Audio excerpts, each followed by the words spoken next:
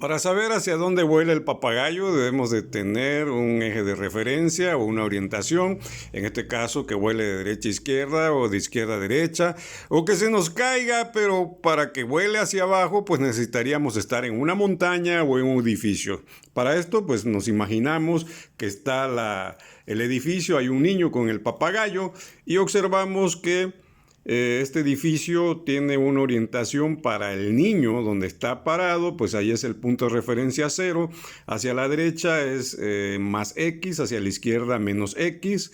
Hacia arriba, en este caso, es más Y y hacia abajo menos Y. Aquí tenemos el papagayo volando y entonces, pues en este eje de referencia, pues sabemos que con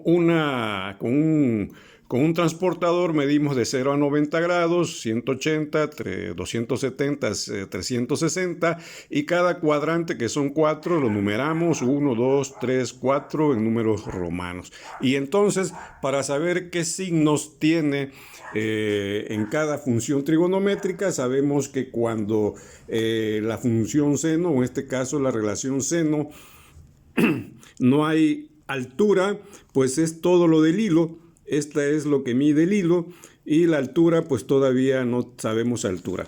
Y poco a poco el papagayo se va elevando y va ganando altura hasta llegar hasta la cabeza del que está volando el papagayo. Y entonces esta altura es positiva porque está nuestro eje de coordenada y sabemos entonces que seno es positivo en el primer cuadrante. En el segundo cuadrante, aunque parecería que el papagayo va volando, porque aquí lo tenemos, y este ángulo que es de 30 grados, cuando llega acá tendríamos 120, pero observa, ya nuestra altura ya no se aprecia en esta forma de este triángulo y tenemos que utilizar un eje de referencia. Este eje de referencia es el que vamos a llamar altura.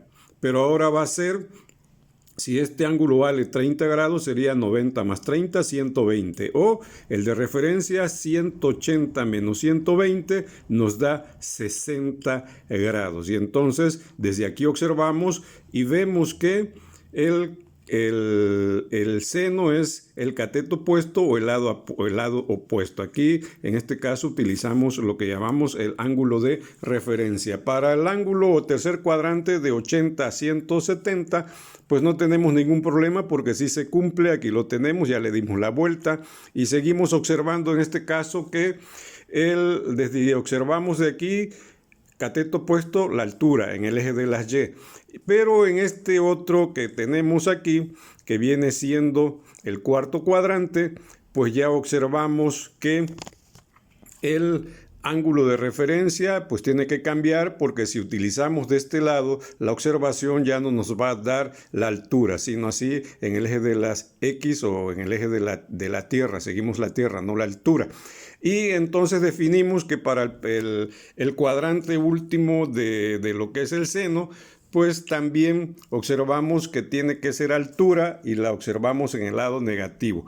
Así que en este caso sería negativo, seno negativo, también este seno negativo, en este es seno positivo y en el primero también seno positivo. Y tendríamos entonces que sería para el primer cuadrante seno positivo, el segundo cuadrante seno positivo, el tercer cuadrante seno negativo y el cuarto cuadrante seno negativo. Así tendríamos entonces también para la relación trigonométrica de coseno. En este caso vamos a poner nuestro triangulito y tenemos que observar que en el eje de las X, que es en la Tierra, el niño que tiene sostenido el papagayo, cuando lo tiene sostenido, observamos que si llamamos coseno de 0 grados igual a 1, porque no tiene altura. Estamos viendo que está hasta donde da la hilera, se une la hipotenusa con el cateto adyacente o el de la costilla, ¿sí? Y en cambio, cuando va aumentando la altura del papagayo, cómo se va reduciendo. El niño que está agarrando aquí el papagayo, lo está sujetando, va caminando hasta llegar al lado de su compañero cuando el papagayo está en esta altura y por lo tanto que decimos que coseno de 90 grados igual a 0. Y entonces, pues Observamos en este caso que en el primer cuadrante es el coseno, es positivo. En el segundo cuadrante ocurre lo mismo. Aquí tendríamos cómo cambia el sistema de observación y tenemos que utilizar el ángulo de referencia conocido como coseno. En este caso, pues sabemos que coseno es negativo porque ya está sobre el lado de la x negativa. En el coseno para el 180 a 270 observamos también que está hacia el lado de las x negativa, por lo tanto el coseno es negativo. Y para el caso de 270, utilizando el eje de referencia, el eje de referencia ya cambió, tendríamos que utilizar el ángulo que le corresponde a lo que es el coseno para este ángulo que vamos a calcular y que sería entonces coseno en el cuarto cuadrante sería positivo, ¿sí? Aquí está en el eje de las x. Y lo mismo tenemos para la tangente, simplemente el dividir seno entre coseno tendremos positivo con positivo da positivo, positivo con negativo, negativo.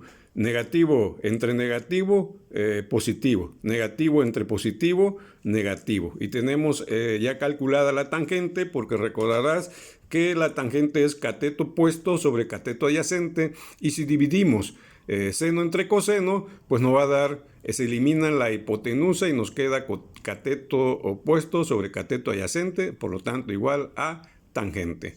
Esperamos que te haya gustado esta forma de explicarlo.